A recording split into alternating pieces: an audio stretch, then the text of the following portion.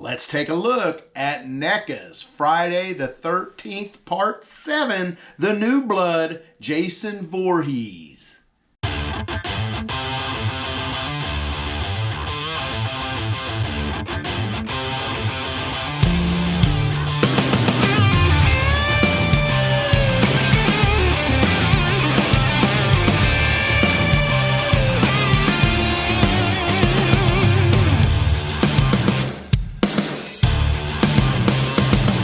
Welcome back to the channel and happy Friday the 13th to everyone out there. Yes, today is September 13th and it is a Friday. To celebrate, we're going to open up Jason Voorhees from Friday the 13th, Part 7, A New Blood. And this is going to be a good one. This action figure looks absolutely wonderful. The movie is okay. This could have been one of the better Friday the 13ths in the franchise, I do believe, if it was not for the MPAA. That's the association where, as a film director or a producer, you would submit your film. The MPAA would review it and say, nope, this cannot get a rated R. It's too hardcore. You got to cut scenes. So that's what they did. They would cut it. They would send it back. The MPAA say, still too bloody, too gory, send it back. And it happens so many times in this movie until finally they had to cut almost everything out of it, and it just kind of took away from the movie. We didn't see a lot of blood, a lot of gore. There was plenty of kills, but it would be like a knife in the back and then cut away. You didn't see the blood and the gore, and it kind of ruined it. Actually, it did ruin it. Like I said, I think this could have been a really good one. It was going to be campy. It was kind of weird with, there's another house full of kids, and then next door, Tina and her mom move into this cabin. And I don't know. It was going to be campy, but if they could have just kept the blood and gore in, it could have been a really, really good Friday the 13th. But we did get a good action figure out of it. This Jason Voorhees is tremendous. I have opened one of these before, and now I'm going to open another one on camera. The last one I did, I just opened up, but this one's going to be, I'm going to document it, get it on camera, and I can't wait to show you guys. So let's get right into it. We have the poster art here, Friday the 13th, Part 7, New Blood down there. Need to get my glasses because I'm blind. It says, on Friday the 13th, Jason is back. But this time, someone's waiting. And that someone is Tina.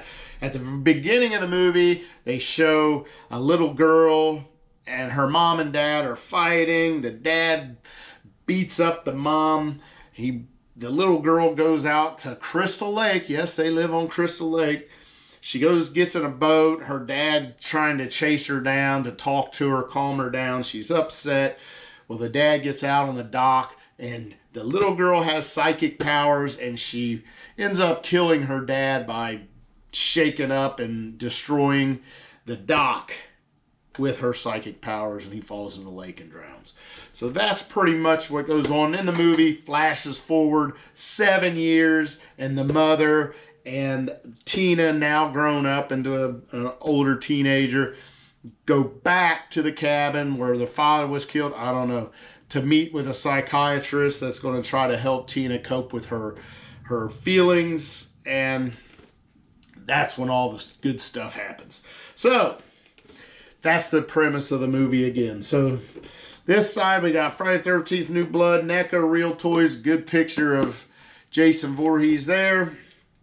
Other side, same exact thing, and that is an actual photograph from the movie. Top, same thing, NECA, warning, choking hazards, age 17 and up. Bottom, we got our makers of the action figure. Pretty cool. And this is no copyright date on this, so I'll have to put that up on the screen. I'm not sure when this came out. I want to say it was around 2020, 2019, or 2020. Back, we got pictures of our action figure, and it does say there's a curse in these woods, Jason Voorhees curse. They say he died as a boy, but he keeps coming back. Few have seen him and lived. Some have tried to stop him. No one can. He's out there waiting. Yeah, and that got a few of the showing some accessories and some different ways to set your action figure up. We open it up with the Velcro, and there you go. Look at that. I mean, that is awesome. Just awesome effects on this action figure here. Over there, they got their figures set up. All right, and let's go ahead and get him out. We're going to take him from the bottom.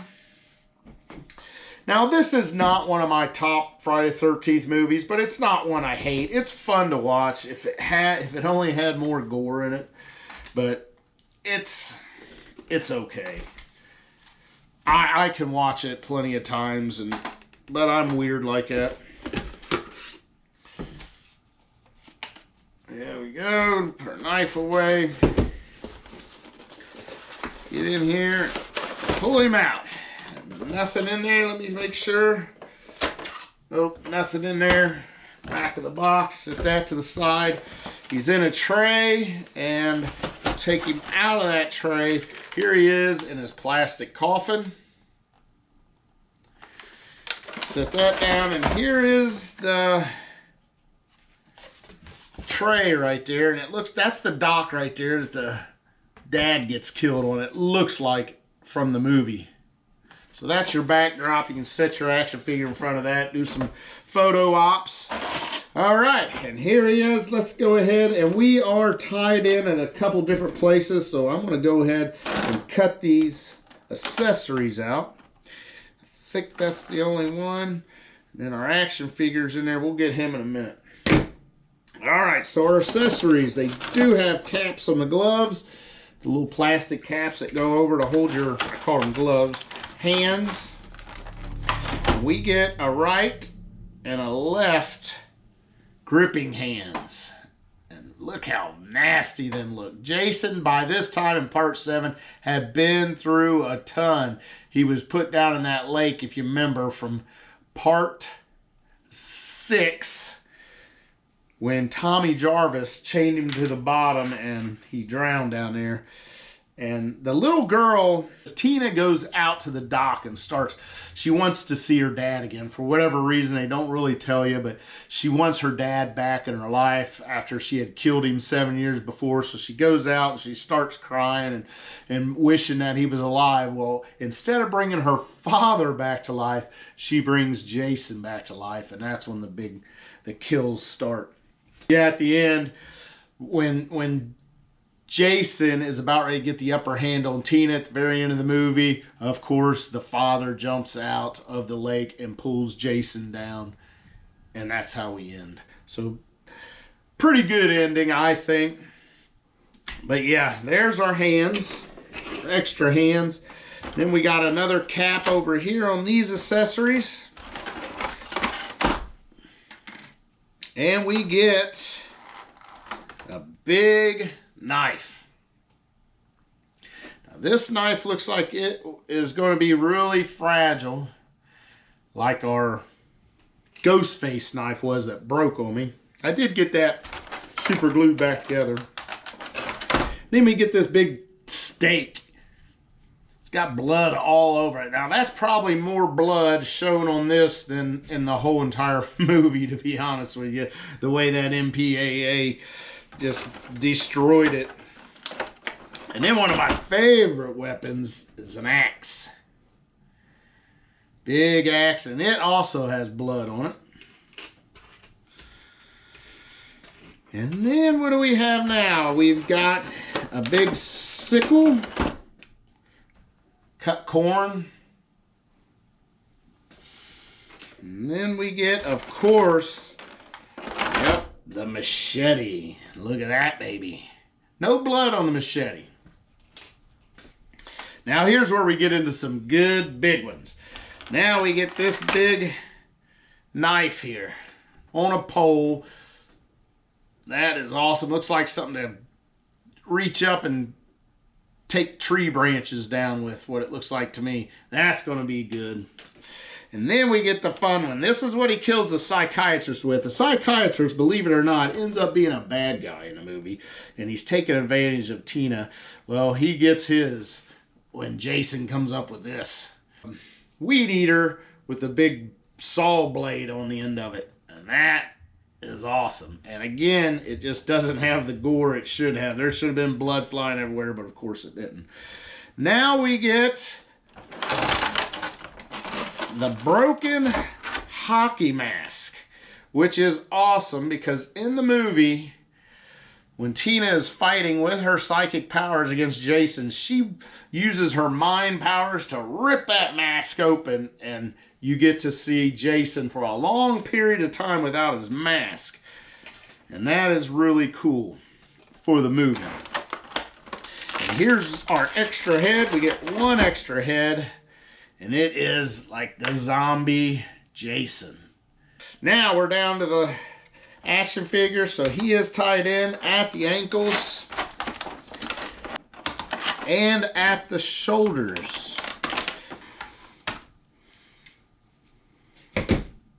All right, I think I got him. And Kane Hodder played Jason in this one. And he did a great job. He's one of the great Jasons. Not quite like I liked part 3 the best Jason, but this Kane Hodder did an absolutely terrific job here. So here it is. Let's go through articulation. Head looks up a little bit, down pretty good, left and right, good left and right there. Head all the way around. Of course, the head's going to be removable. We have shoulder all the way around. We have double jointed elbows. He joins the mummy as a double jointed elbow. He has upper arm rotation and lower arm rotation. Wow. We've got a lot of movement on this guy. We have an ab crunch up there. Not a lot of range of motion on that ab crunch, but there is one. We got the hula hoop waist. His ab crunch twists around and his waist slightly twists. We got leg go up, down. Good splits. Okay straddles. That back leg don't want to come up because it's catching that hip back there. No upper leg cut. We have single jointed knees. And they go to about a 45-degree angle there. And then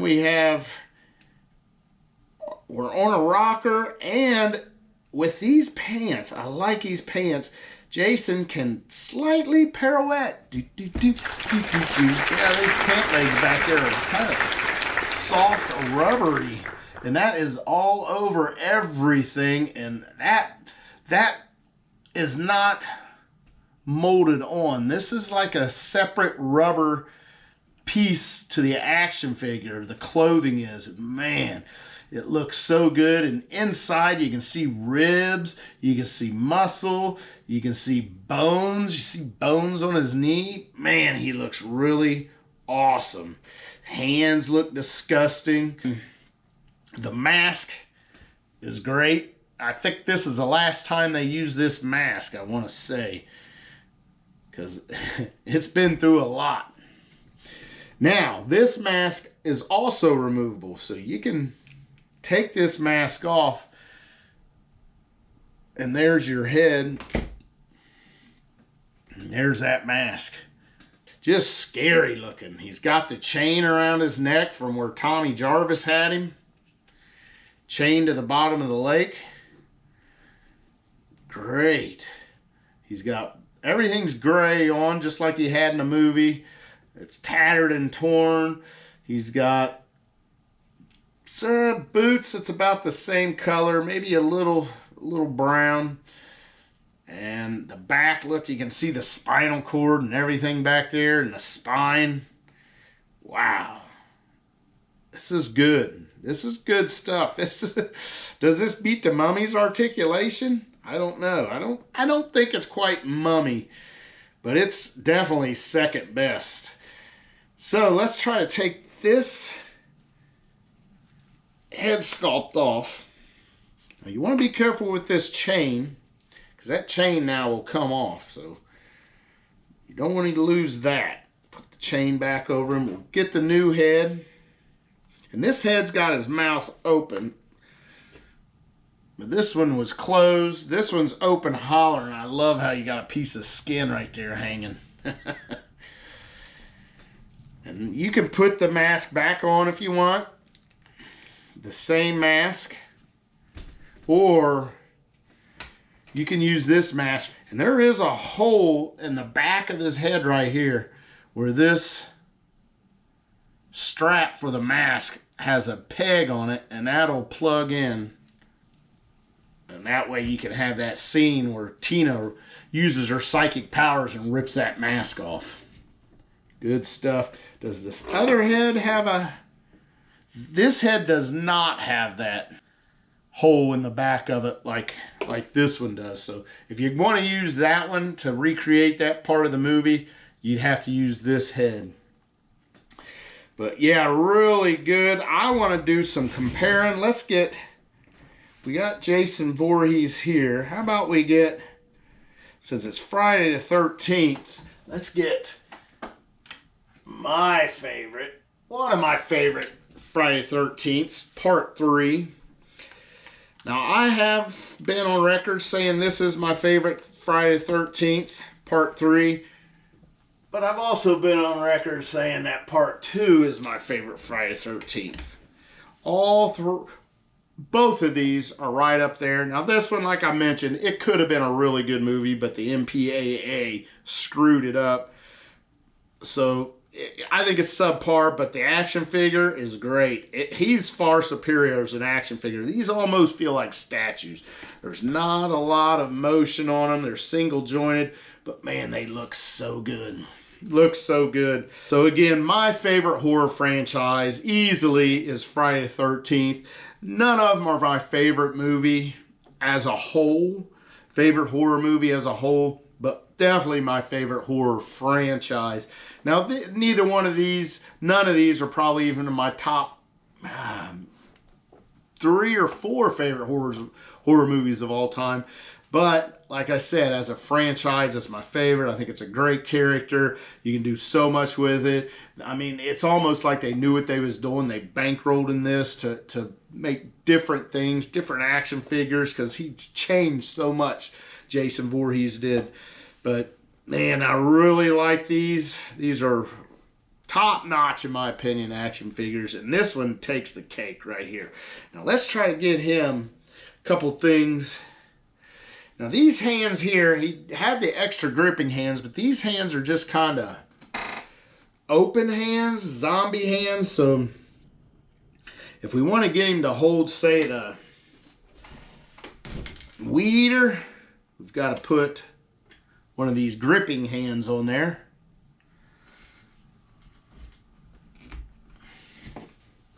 Now he can go kill that psychiatrist out in the woods.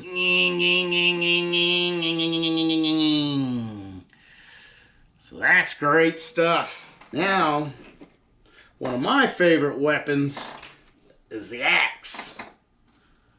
We already have Jason with an axe. Or no, that's a pick. Here's the axe in Friday the 13th Part 3, Jason. Now here he is. Check it out. Woo! This is good. Oh, I love it. Got the axe. Now we can do the machete.